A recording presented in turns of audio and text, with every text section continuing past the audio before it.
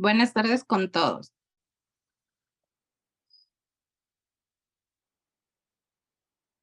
Eh, bueno, vamos a dar inicio a este webinar sobre mediación como método alternativo de solución de conflictos.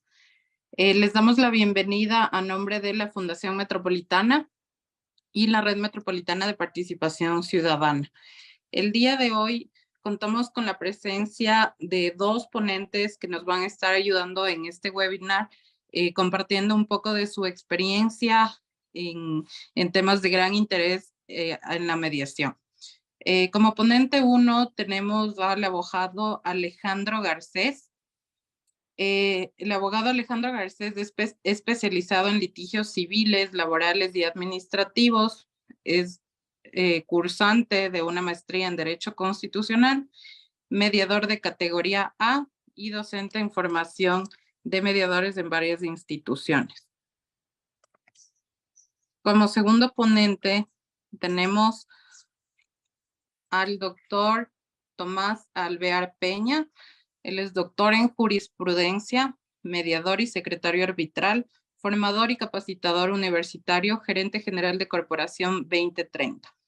Ha desempeñado cargos como director general del Consejo de la Judicatura, director nacional de la Escuela de la Función Judicial, director nacional de Innovación, Desarrollo y Mejora Continua del Servicio Judicial del Consejo de la Judicatura. Vamos a empezar entonces con el primer tema a cargo del abogado Alejandro Garcés. Por favor, abogado, tiene la palabra. ¿Cómo están? Muy buenas tardes por parte mía. Un gusto saludarlos, estimado doctor Tomás Alvear. Qué gusto verlo, estimada Pamela, y el público presente. Bueno, en virtud de que el tiempo nos apremia y nuestras ponencias van a ser relativamente cortas, voy a dar inicio.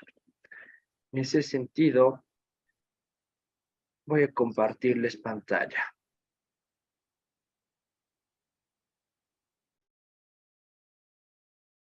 Perfecto, me confirman si pueden observarlo. ¿Sí? Sí, abogado. Listo. A ver, el tema que les voy a exponer es sobre la irrenunciabilidad de derechos laborales en mediación. ¿Por qué este tema nos llama tanto la atención? Primero, porque se ha utilizado bastante en la práctica, dentro de la mediación. Pero recapitulemos, vamos a lo que es la mediación. La mediación es un procedimiento alternativo de solución de conflictos consagrado en el artículo 190 de la Constitución y en la Ley de Arbitraje y Mediación en su artículo 43, en la cual prácticamente las partes acuden con un tercero neutral llamado mediador que ayuda a mejorar el diálogo y llegar a acuerdos voluntarios sobre materia transigible, hay una palabra clave, materia transigible, y establecerlos en un acta de mediación que ponga fin definitivo al conflicto.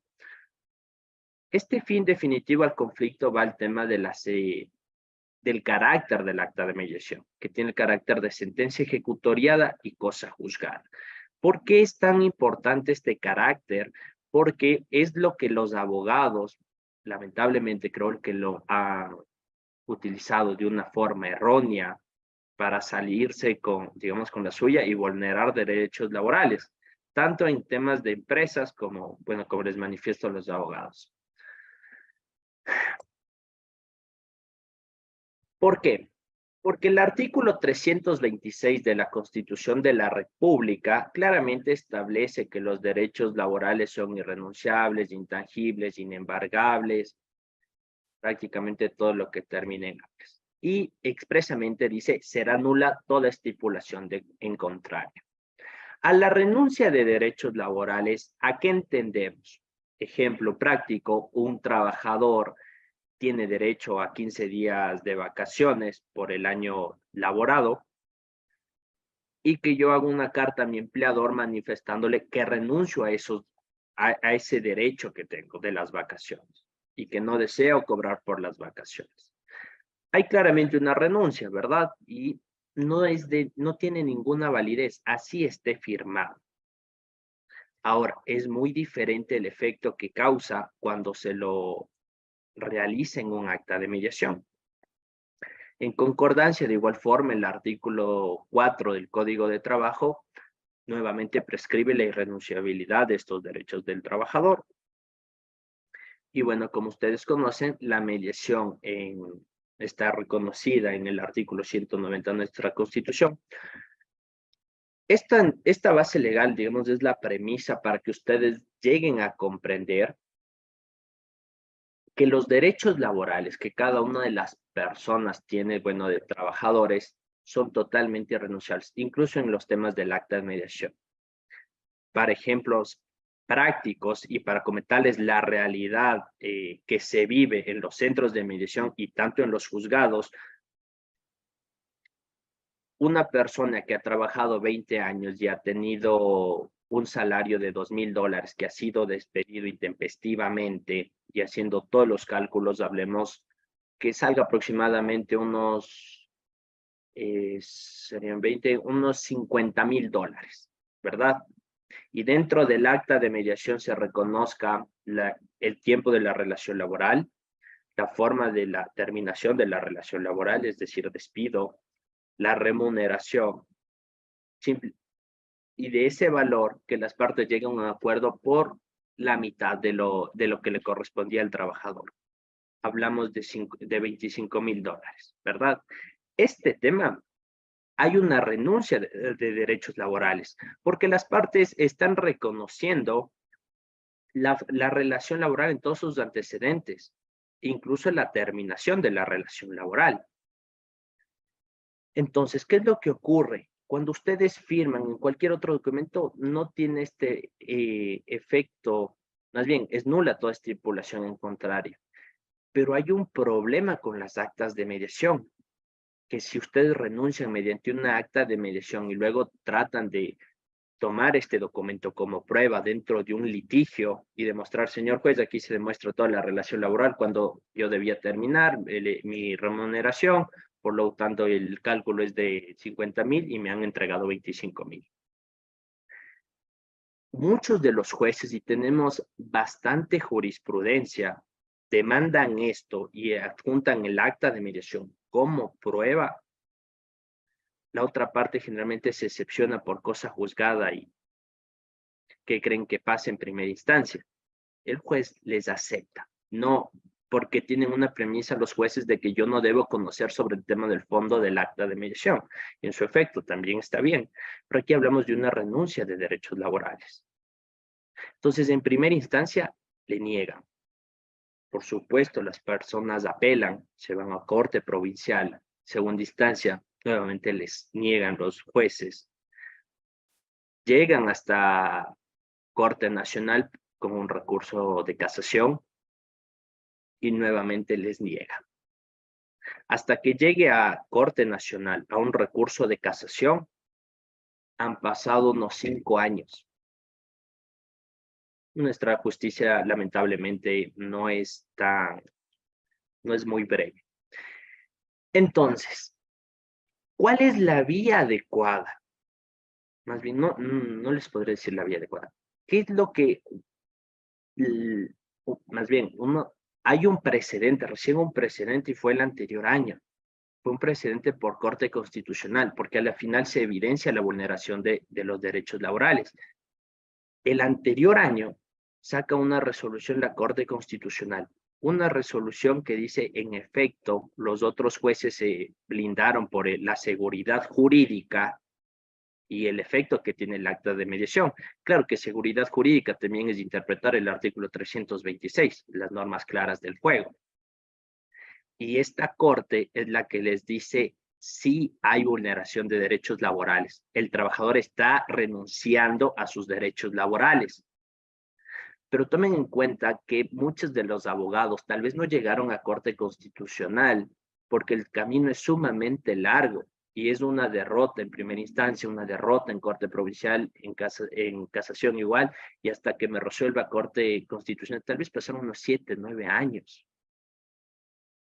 Entonces, eso hace que muchas de las empresas utilicen esta forma para vulnerar los derechos laborales. Y no solamente pasa en los centros de mediación privados, pasa dentro de los mismos centros de mediación de la función judicial, de los que patrocina el Ministerio de Trabajo. Entonces, ustedes deben tener claro que estos derechos laborales son irrenunciables, así se lo haga mediante acta de mediación. En ese sentido, mis estimados, para que me comprendan un poco de qué es transigible en nuestra materia laboral, son las formas y plazos del pago de las liquidaciones laborales. No hablamos de una reducción. Si mi liquidación laboral salía por 30,000 y empezamos a decir, está por la crisis, por todo lo que ha pasado, le puedo pagar la mitad. No vamos a discutir eso, porque esos derechos no son materia transigible, no entran en ese catálogo. ¿De acuerdo? El pago de la jubilación patronal, más bien la forma de pago de la jubilación patronal, sí se lo acepta. El pago de remuneraciones atrasadas también se lo acepta. La forma de pago por el cobro de utilidades de igual forma. El incremento o reducción del plazo para la entrega de la obra también es admisible, porque estos derechos no, más bien, la transacción en estos derechos no es vulnerada. ¿Ya? Bueno, yo me despido con, bueno, no me despido, les dejo un interrogante que justamente hablaba y creo que después de esta breve exposición les va a ser sumamente claro si un trabajador ha sido despedido intempestivamente y por los derechos laborales adquiridos tiene una liquidación de $30,000, se puede mediar para rebajar el monto de la liquidación. Eso es lo que deben responderse y ustedes como futuros mediadores tienen que saber qué se puede transigir en materia laboral. Porque como les digo, en la práctica, en muchos centros privados, esto no ocurre. ¿Y por qué les digo que deben prepararse en este sentido? Porque no sé si han escuchado recientemente las noticias, se está gestionando en la Asamblea la aprobación de una reforma al Código de Trabajo. En esta nueva reforma, muy aparte de lo que plantean, hay una premisa sumamente importante, y esto fue en este mes, me parece que fue el 23 de abril, perdón, del anterior mes, estamos en mayo, el 23 de abril, en la sesión 111. ¿Qué fue lo que se dijo en esta reforma? Que existe un prerequisito de la mediación antes de irnos a juicio. Y muchos de ustedes tal vez estén de acuerdo. ¿En qué sentido? Yo, la verdad, cuando he ido a litigar en las unidades judiciales, en las sedes de trabajo, la mayoría de casos que tengo, o sea, que represente tanto al empleador como al trabajador, se llegan a acuerdos conciliatorios. Y claro, la idea también es rebajar la carga procesal. Entonces, lo que están debatiendo es ver si ya establecen en la norma que ir a mediación en materia laboral sea un prerequisito. Por eso deben conocer qué derechos son transigibles en mediación. Hasta ahí sería mi exposición, mi estimada Pamela, para dar paso a mi estimado doctor Alvear. Muchas gracias, Alejandro. Bueno, el siguiente ponente entonces, como habíamos mencionado, es el doctor Tomás Alvear, perdón, con el tema ventajas de la mediación tributaria. Un dato nada más igual para todos nuestros oyentes. Para preguntas o comentarios, por favor, si pueden poner las preguntas en el chat o al final de ambas exposiciones pueden poner la mano en Zoom para pedir la palabra y les daremos la palabra para que puedan hacer las preguntas directamente a cualquiera de los dos ponentes. Tomás, por favor, tienes la palabra. Muchas gracias. Hola Pamela, mi estimado doctor Alejandro, qué gusto saludar. Saludos a todos los presentes en este interesante webinar y felicitar nuevamente a la Fundación Metropolitana por estas iniciativas de siempre estar presentes en la solución alternativa de los conflictos. Bien, como ya lo explicó el doctor Alejandro, no es necesario profundizar sobre qué es un mecanismo alternativo de solución de conflictos. Yo voy a concentrarme en algo que podría decirse, es novedoso en Ecuador. Es novedoso porque anteriormente no estaba del todo regulado. Y al no estar regulado, se entendía no permitido. ¿Por qué? Porque en el derecho público, que es el aspecto de la mediación tributaria como un derecho público, las instituciones del Estado, de acuerdo al 226 de la Constitución, solo pueden hacer lo que les está previsto expresamente en la norma. Entonces, la administración tributaria decía, mientras la norma no me prevea estrictamente o de manera clara y por escrito, en una norma de orden vinculante, yo no puedo llegar a un acuerdo o a una mediación, a pesar de que la ley de arbitraje y mediación, conocida como LAM, establece que será mediable todo lo que se considere materia transigible. Y así, el Estado perdió muchos recursos y mucho tiempo en la recuperación de una cartera por el incumplimiento tributario. Es cuando, con acierto debería decir, se expide el decreto ejecutivo 165 en la presidencia actual, en donde se establece a partir del artículo 16 del capítulo 2 respecto de la mediación con el Estado y las entidades del sector público. Entonces, a partir de aquello se abre formalmente la posibilidad de mediar con el Estado. Este reglamento, desde luego, tenía que ver con la Ley de Equidad Tributaria aprobada en el año 2021, que ya establecía la posibilidad de mediar las deudas tributarias con el Estado, pero no estaba reglamentado. Y claro, a veces el país sufre de la excesividad normativa, desde mi punto de vista, y quizás el doctor Alejandro coincida con eso, y a pesar de que es una garantía constitucional la posibilidad de llegar a un acuerdo como un mecanismo alternativo, y que la ley de equidad tributaria permitía ya una mediación con el sector público, el SRI seguía insistiendo en que no se puede porque no hay el reglamento. Y después del reglamento, luego el SRI dijo, vamos a hacer un instructivo. No se puede mientras no hay instructivo. Y así le fueron dando largas. ¿Por qué? Porque tanto el sector público como el privado no conoce las ventajas de la solución alternativa de conflictos. Yo soy un poquito más chapadito a la antigua. Voy a permitirme, antes que compartirles un PowerPoint, voy a compartirles un pequeño punteo Word que lo he hecho.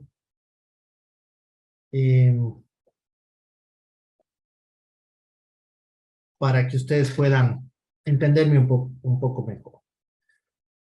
Les decía, no vamos a ahondar en el tema de lo que es la mediación, como cualquier otro mecanismo alternativo de solución de conflictos, es aquel procedimiento que nos permite al contribuyente, las personas naturales o jurídicas, frente a la administración tributaria, entiéndase el Estado, el municipio, por ejemplo, los municipios, todos aquellos que tienen facultad de, por tasa o tributo, generarnos un expendio, resolver estas diferencias derivadas de las diferentes obligaciones tributarias pendientes, ¿no? Esto mediante técnicas de diálogo y negociación que evidentemente en un futuro, pues, quienes accedan a un curso de formación las irán entendiendo y atendiendo. Ahí la mediación tributaria puede ser tanto extraprocesal como intraprocesal. El gran número de mediación tributaria está hoy por hoy en la mediación intraprocesal porque, como les explicaba en un inicio, casi todo está ya judicializado y se están dando intraprocesalmente para terminar o ya ir con una solución de conflictos dentro del proceso. Pero también se puede hacer extraprocesalmente, dependiendo, como les decía, si ya se ha impugnado judicialmente el acto administrativo determinativo o no. Perdón que les hable en este sentido técnico, para algunos será nuevo el tema de la acción determinadora, el tema de la glosa, el tema de la tasa, el tema del tributo, pero cuando estás en mediación tributaria tienes que irte familiarizando con esta terminología, ¿no es cierto? Ahora, ¿qué necesitamos para acceder a la mediación tributaria? Básicamente el contribuyente, nosotros, los ciudadanos, personas naturales y jurídicas, debemos presentar una solicitud que contenga ciertos requisitos. Esto lo he tomado de uno de los centros habilitados, pero depende ciertamente de cada uno de los centros en su reglamentación. Es la formalidad de la invitación a la mediación, porque la mediación no deja de ser voluntaria, ojo con esto. Aun cuando sea con instituciones del Estado, el principio de voluntariedad de la mediación sigue presente de acuerdo a la ley de arbitraje y mediación. Entonces, ¿qué hago yo? Hago una solicitud designando la autoridad administrativa a quien le formule la invitación, pongo mi nombre y apellido, el derecho por el que lo hace, esto quiere decir el derecho representa un derecho de una compañía o de manera personal, etc. Mi RUC o cédula, dependiendo del caso, dónde vivo, la indicación del domicilio tributario o donde recibiré las notificaciones en caso de llegar a un acuerdo. La mención del acto administrativo, es decir, solicito una mediación respecto del título de crédito emitido en tal fecha X, Y, Z. Se acompaña generalmente el título para que no queden dudas. ¿Y qué se pide concretamente o qué se formula? Quiero la reducción del interés, no estoy de acuerdo con la determinación del capital, etcétera, ¿no? Y, como les decía, puede versar respecto de la recaudación y la obligación tributaria, es decir, suele pasar que cuando alguien abre el RUC, esto es de lo más común, digamos, de lo que más me he encontrado. Alguien abre un registro único de contribuyentes en la ventanilla del SRI y le establecen en un SIU, en un código único de contribuyente, dicen, usted se va a dedicar a esta actividad. Bueno, el de la ventanilla te sugiere que sea esta X actividad. Resulta que esa X actividad te genera lo que en derecho tributario se llama nexos transaccionales, y aparte de la declaración regular o rutinaria del impuesto al valor agregado, del de consumos especiales, de salida de divisas, dependiendo de la actividad económica que tú tengas que hacer, te generan ciertos anexos transaccionales que en caso de no presentarlos, pues te puede generar multas, ¿no? Hemos tenido varios colegas abogados que hemos conversado, digamos, de la siguiente manera, y nos han dicho, mira, a veces se confunde, hoy por hoy existen grupos legales que son sociedades anónimas, compañías limitadas o de acción simplificada. Y en el SRI te abren como una sociedad y te atan a veces a que los abogados, evidentemente, podemos hacer minutas que se elevan a escritura pública. Bueno, los notarios tienen la obligación de presentar un anexo transaccional especial. Pero el SRI ha estado confundiendo cuando hay un objeto de actividad económica de por ejemplo, una compañía de abogados que hace minutas como actividad notarial. Y te está requiriendo erróneamente, claro, a una compañía de abogados de libre ejercicio que presentes el anexo transaccional de un notario.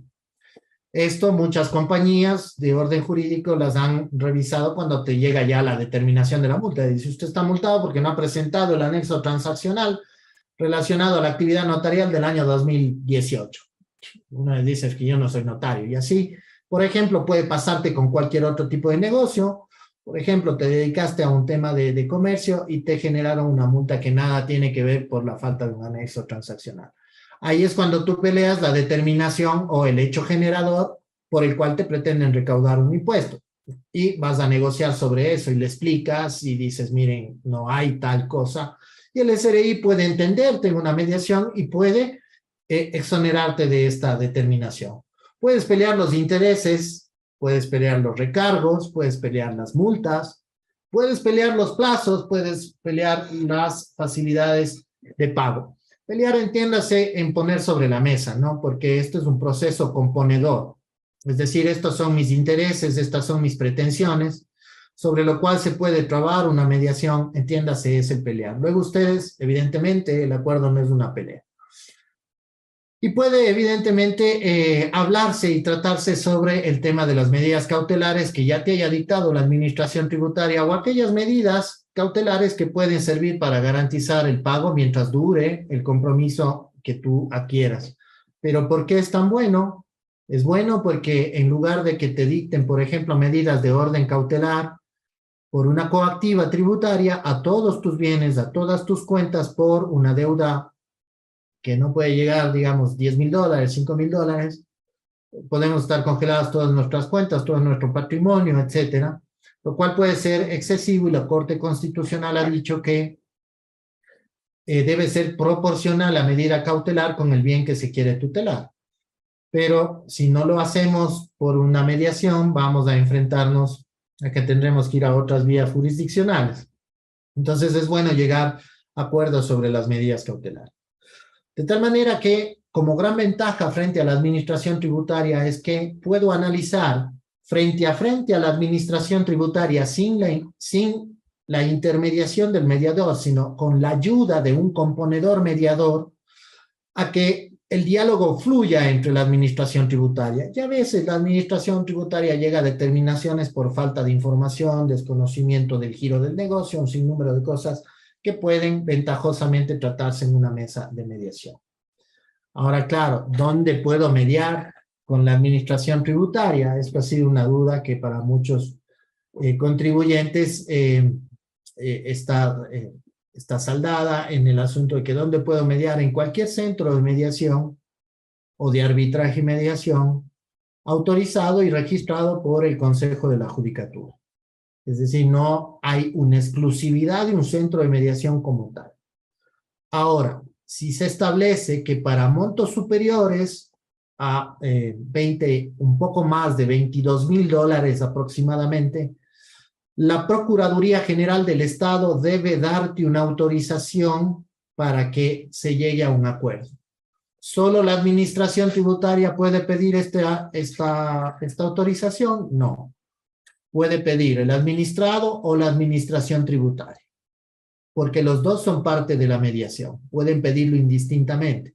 Normalmente lo hace la administración tributaria y dice, mira, tengo un acuerdo, una invitación de acuerdo, voy a ir a determinado centro, pero si llegásemos a un acuerdo, yo creo que el acuerdo superará los $22,000 y llegará a una cuantía de $50,000. Necesito autorización de la Procuraduría. En realidad depende de la ciudad y la Procuraduría tiene sus propios tiempos. En Quito, Guayaquil, Cuenca y Manabí, de lo que hemos andado en la mediación tributaria, la Procuraduría contesta bastante rápido. He escuchado que en Loja, por ejemplo, la Procuraduría demora no excesivamente, pero un tiempito más allá de 72 horas del tiempo en donde se ha dado la respuesta. Pero normalmente la Procuraduría no es parte de un trámite engorroso, pero de acuerdo a este reglamento es necesario. No porque la Procuraduría autorice, quiere decir que siempre debe hacerse la mediación en el centro de la Procuraduría General del Estado. No es así. Los centros están registrados y pueden atender al público. Y como les decía, los beneficios finalmente para esta mediación tributaria son tanto para el contribuyente como para la administración tributaria. Ustedes imagínense, se calcula, hoy nada más escuchaba que cerca de $2,000 millones están en el sistema judicial esperando una resolución judicial respecto de determinaciones tributarias solo del SRI. No hablemos de los municipios, por ejemplo, debe ser otra cantidad quizás superior. Pero hablemos del Servicio de Rentas Internas. Solo el Servicio de Rentas Internas tiene en cierre judicial $2,000 millones como pretensión. Ojo, y esto es muy importante, porque es una pretensión. No quiere decir que el Estado tiene $2,000 millones ahí guardados. No, tiene una simple expectativa. Y esta expectativa, a través de la mediación tributaria, puede aterrizarse de mejor manera en beneficio de la administración tributaria y del administrado. Como le he dicho, el administrado puede solicitar la rebaja de intereses, la rebaja de multas, también de capital, etcétera, sin restricción alguna, con documentos que justifiquen, evidentemente, para la administración la posibilidad de traer. Pero principalmente para mí, si la administración tributaria entendiera el valor presente del dinero, esos $2,000 millones que son actualmente una expectativa en el sistema judicial, se pudiesen resolver con gran beneficio, con mucho beneficio para el país mismo, con una buena mediación tributaria. Permite resolver conflictos de forma rápida, eficiente, económica, evita costos, demoras en procesos judiciales, facilita el cumplimiento voluntario de obligaciones tributarias, mejora la recaudación, se puede hacer un acuerdo en donde de forma justa se equilibre el tema del administrado y administrador. todo con apego a la ley, desde luego. Se fomenta el diálogo, la cooperación, la confianza entre las partes, se buscan soluciones consensuadas, preserva la relación entre el contribuyente y la administración tributaria, preserva en el sentido de entendimiento de que el administrado siempre tiene una obligación que cumplir frente a la administración tributaria, evite el desgaste y la confrontación que genera un litigio, y esta es una gran ventaja no para la administración tributaria, sino para el administrado, porque créanme, el administrado sufre, realmente sufre en un proceso judicial. Bueno, pueden ser 4 o 5 años de sufrimiento extremo, la gente se enferma en un juicio, eso es real. Y evidentemente respeta la autonomía de la voluntad de las partes. Cuando hay un acuerdo tributario, generalmente se cumple, porque la parte pone sobre la mesa su capacidad de pago y la administración tributaria entiende sobre la mesa que exigirle más al administrado sería un imposible de recaudo. Entonces mejoran las condiciones. Es por eso que nosotros planteamos que la alternativa de la mediación tributaria es una gran alternativa que se abrió a partir del año 2021 y que todos en grande o pequeña medida deberíamos buscar o promover o propender. Por eso felicito nuevamente y con esto finalizo a la Fundación Metropolitana sobre este tipo de conversatorios y rápidos webinars en donde podemos dar estas pastillas, pero siempre pendientes de que continúe este fortalecimiento de los mecanismos alternativos. Muchas gracias a la Fundación y gracias al doctor Alejandro por la paciencia de escucharme, conjunto con todos quienes se han juntado a este webinar. Muchas gracias, Tomás. Bueno, tenemos una pregunta. Esta pregunta sería para Alejandro. Nos dice Marcelo Rivera. En un acta de mediación firmada entre los trabajadores y la empresa pública de agua potable, para que los trabajadores pasen de LOCEP a Código del Trabajo, los trabajadores renunciaron a que se les reconozca o a reclamar retroactivos. ¿Esa acta de mediación es nula por la irrenunciabilidad de derechos laborables? Gracias, estimada Pamela. A ver, dentro de la pregunta que acabo de ver, entiendo que van a hacer un paso de que están regulados por la LOCEP, es decir, más bien para servidores públicos al tema del Código de Trabajo, que es un poco más para el tema de los privados. Si es que existe, más bien, y recalco esto, si existe una renuncia de derechos laborales en un acta de mediación, es nula. ¿Por qué? Por lo que ya mismo consagra la Constitución en su artículo 326. Desde ahí se deben desprender todas las normas que lo ha hecho igual nuestro Código de Trabajo. Toda estipulación en contrario es nula, por más que una de las personas quiera. Ahora, ¿de qué hablamos? Referente a derechos laborales retroactivos. Tal vez si no les pagaron 2 meses. No tiene nada que ver, ustedes pueden firmar el acta y pueden decir de que renuncian a no reclamar eso, pero como les digo, es totalmente nula en ese sentido, porque los derechos laborales son irrenunciables, así sea por mediación. Perfecto, muchas gracias. Tomás, aquí tendríamos otra pregunta. Aquí tiene que ver un poco con el SRI que ponías como ejemplo. Nos dicen si es posible mediar el valor que se tiene de multas o se tiene pendientes de pago en el SRI, porque de acuerdo a alguna información nos dicen que no se podría mediar la totalidad de la deuda, sino, como decían, el tiempo del pago y otros factores, pero quisiéramos saber si es que se podría mediar el valor de la deuda. Gracias, Fame. Se puede mediar el valor de la deuda, pero a través de mediar el hecho generador. Me explico. Técnicamente tú llegas a una determinación de un valor pendiente de pago por el SRI, dependiendo del hecho generador. Entonces, lo que se puede discutir técnicamente en mediación es que te están generando un pago por un hecho generador que de acuerdo a tu actividad económica, personal o comercial, no debería generarse. Ejemplo, te están cobrando un valor por herencias, legados y donaciones, y resulta que no has recibido ninguna herencia, ningún legado, ninguna donación. Tú puedes pelear el valor de la multa porque el hecho generador no existe. Es un error de la auditoría del SRI. Ahora, si el hecho generador sí existe, no se discute el hecho generador, entonces el valor neto del hecho generador no es transigible.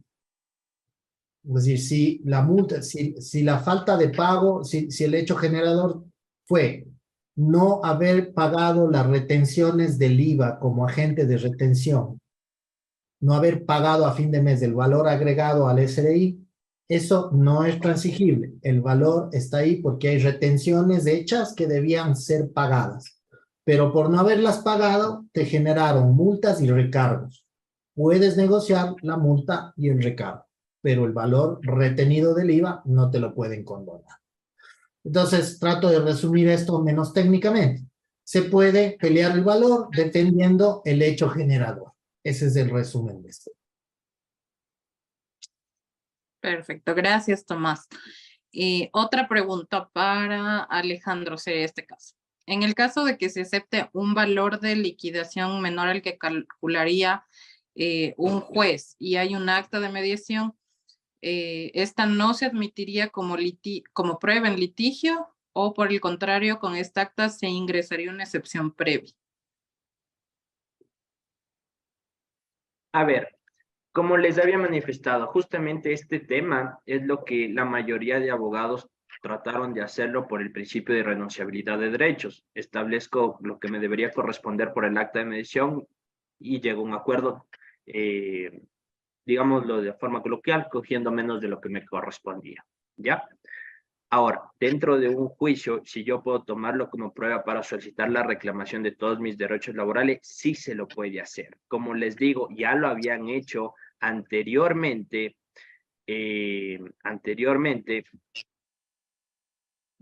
Nadie llegó, para serles franco, nadie llegó a Corte Constitucional a reclamar la vulneración del derecho que se consagró en el acta de mediación. Porque nadie lo hizo, como les dije, el anterior año tuvimos recién un precedente por Corte Constitucional en el que se estableció la vulneración del derecho laboral y que el juez no debía excusarse en el tema de la excepción previa de cosa juzgada, sino debía conocer y saber por la renuncia del derecho laboral que se estipuló en el acta de mediación.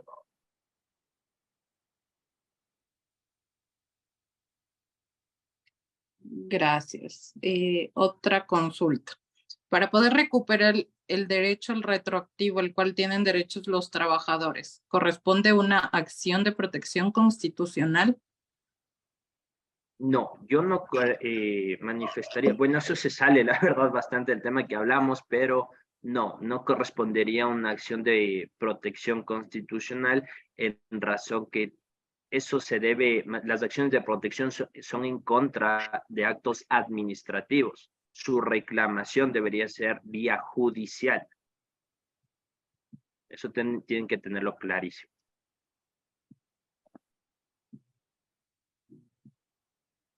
Perfecto. Bueno, esas son las preguntas que nos han hecho llegar. No sé si alguien tiene alguna pregunta adicional. Puede levantarnos la mano para darle la palabra, como habíamos dicho también.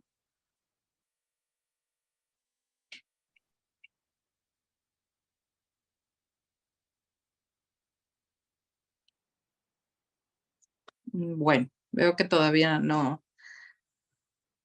Sí, una más, una consulta. Dice Rosa Morales, en caso de que no se cancele el sueldo por 2 meses, hace un año atrás, ¿cómo podría proceder? Ya que tiene un contrato verbal, pero es un contrato civil, un acuerdo verbal tal vez. Pues. Verá, Bueno, no estamos saliendo, la verdad, del tema principal del webinar, pero bueno, les voy a ayudar con la consulta.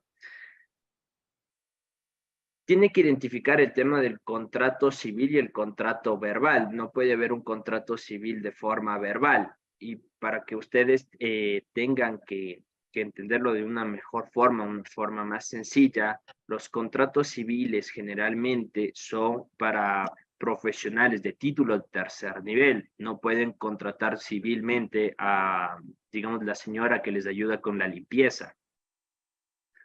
Ahí hay una relación laboral clarísima. ¿Ya?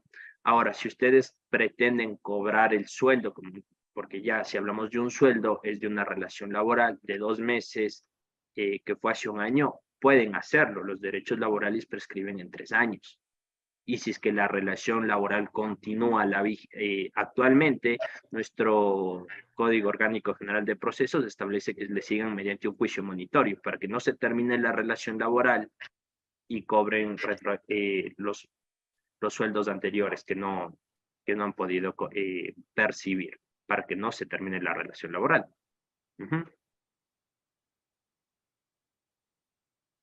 Eso, me parece que Ronnie Montero también está Gracias. levantando la Sí, mano. Ronnie, ya le damos la palabra.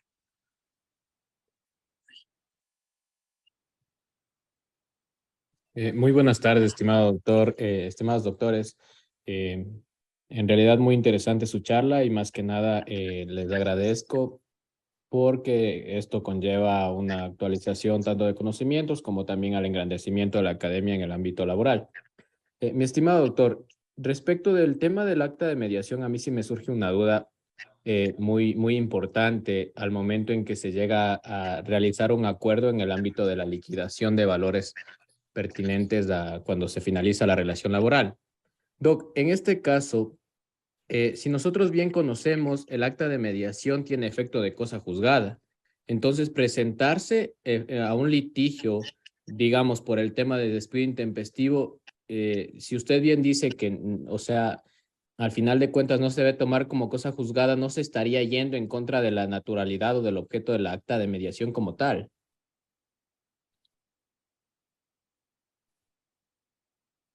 Claro, a ver, no nos vamos en contra de la naturaleza del acta de mediación. A lo que se va es a atacar a la seguridad jurídica, porque claramente el acta de mediación en nuestra ley de arbitraje y mediación dice que tiene el carácter de cosa juzgada y sentencia ejecutorial. Entonces, esa premisa es la en la que los juzgadores, ya les digo, de primera instancia, después se van a corte provincial, casación, todos dicen lo mismo. Si es que en algún momento hacen otro webinar, prometo traer el número de las sentencias para darles. ¿Y qué es lo que dicen los juzgadores? Sí, podrá tener razón, pero como firmaron el acta de mediación tiene carácter de sentencia, yo ya no puedo conocer esto. Esto ya fue juzgado. Eso pasó hasta que llegó Corte Constitucional y le dice, pero entiendo que digan que no se puede revisar el fondo del acta, pero por lo menos una breve valoración debiste identificar si había renuncia de derechos laborales. Y la Corte Constitucional, como ustedes saben, una de sus facultades es resolver sobre la vulneración de derechos. Entonces, al evidenciar que hay una vulneración de derechos, le mandó al juzgador que tome en cuenta este tipo de cuestiones y resuelva. Disculpe que le interrumpa, pero en este caso, mi estimado doctor, estaríamos hablando de que como tal la acción de protección y la extraordinaria no genera derechos. Al tratar de buscar, en este caso le digo, se le canceló un valor menor al que correspondía por la justicia la liquidación de los valores, si es que se estaría ingresando ya al fondo del asunto para verificar si es que se canceló este valor menor, se estaría pretendiendo generar un derecho. Es que el derecho del trabajador tiene. No vamos a discutir si es que no tiene, el trabajador tiene, por eso hablamos de irrenunciabilidad de derechos, que son intangibles, inalienables. Vamos a esa protección macro que tienen los trabajadores, a esos derechos. No son discutibles, y porque no son discutibles, no son sujetos a transacción. Eso es lo que debe tenerlo claro. Y claro, la que corresponde ahí es la extraordinaria de protección, no la acción de protección. Eso olvídese. Listo. Muchas gracias, doctor. Nada. Gracias. Tomás, otra pregunta para ti. Nos preguntan, ¿conoce casos de imposibilidad de mediación tributaria en que organismos prefieren no mediar por dudas o desconocimientos de este método alternativo? Sí, conozco y generalmente más que por dudas, el reglamento establece que para llegar a una mediación tributaria, el organismo estatal debe ayudarse de los informes técnicos y jurídicos de la institución que contengan el análisis del costo-beneficio de llegar a la mediación. Entonces, hay muchas instituciones y el SRI también sus dependencias provinciales, por ejemplo, que no entendiendo bien o desconociendo, como bien se ha dicho, el procedimiento de mediación y los beneficios, entendiendo los beneficios que presta, creen que es mejor seguir litigando. Para deudas grandes incluso, en donde la práctica nos ha dicho lo siguiente: si tengo un contribuyente que tiene un hecho generador que ha generado un tributo no pagado de 5 o 10 millones de dólares, es posible, es muy posible, que ese contribuyente tenga dinero suficiente como para pararse con un buffet frente a la administración tributaria, un buffet hábil, entre comillas, para demorar la resolución tributaria. Entonces, ese buffet, ¿qué intentará hacer? Intentará primero la vía administrativa interna, con todos los recursos administrativos que eso conlleva, luego la parte jurisdiccional, incidentará, dilatará, porque generalmente el deudor tributario tiene conveniencia en el retardo para su pago. Entonces, eso no todos están conscientes de la administración tributaria y no presentan informes favorables. Si tuviesen mayor conocimiento de la mediación y sus ventajas, la administración pública también hiciera mejores informes de costo-beneficio, entendiera el concepto. Por ventaja, el SRI y la Procuraduría General del Estado han firmado un convenio en donde todos los responsables de los departamentos de la administración tributaria del SRI se van a formar en mecanismos alternativos de solución de conflictos. Esperemos que ahí fluya de mejor manera el hecho de los informes técnicos que dan viabilidad a estos procesos. Pero lamentablemente sí existe, como en todo. Hay un funcionario que cree que es más ventajoso seguir en juicio, pues eso obstaculiza la mediación. Ok, perfecto, muchas gracias. Bueno, por el tiempo, creo que ya nos quedaríamos con esas preguntas hasta aquí. Bueno, pero quisiéramos aprovechar también como Fundación Metropolitana, como Universidad Metropolitana, hacerles la invitación, como decía Tomás y como decía Alejandro, a profundizar un poco más en estos temas de mediación. La mayoría de las personas que está conectada, bueno, son abogados, pero también tenemos personas que no son de esta área. Tenemos personas que nos están visitando a través del Zoom desde provincias también, no solamente desde Quito o Guayaquil, sino otras provincias. Así que los invitamos también a que puedan compartir o seguir compartiendo con nosotros este tipo de capacitaciones que nos dan pues un poco más de conocimientos. Y también invitarles a las personas que están aquí a nuestro curso de formación de mediadores, donde Alejandro y Tomás estarán compartiendo los conocimientos, compartiendo más profundamente, como les mencionaba, desarrollando mucho más de estos temas que hemos escuchado el día de hoy y otros temas más. Así que les invitamos a todos, les damos gracias a nombre de Fundación Metropolitana y de Universidad Metropolitana, Alejandro y Tomás, por esta tarde, por esta noche, acompañarnos. y esperamos para nuestros participantes verlos pronto en más capacitaciones y si es de su agrado también verlos en nuestro curso. Muchas gracias, Pamela, te agradezco mucho. Gracias, doctor Alejandro, por compartir el panel y un saludo a todos. Les esperamos ver en el curso pronto. Hasta luego. Igualmente, por mi parte, me despido. Gracias, Pamela. Gracias, estimado Tomás. Tengan una excelente noche. Hasta luego.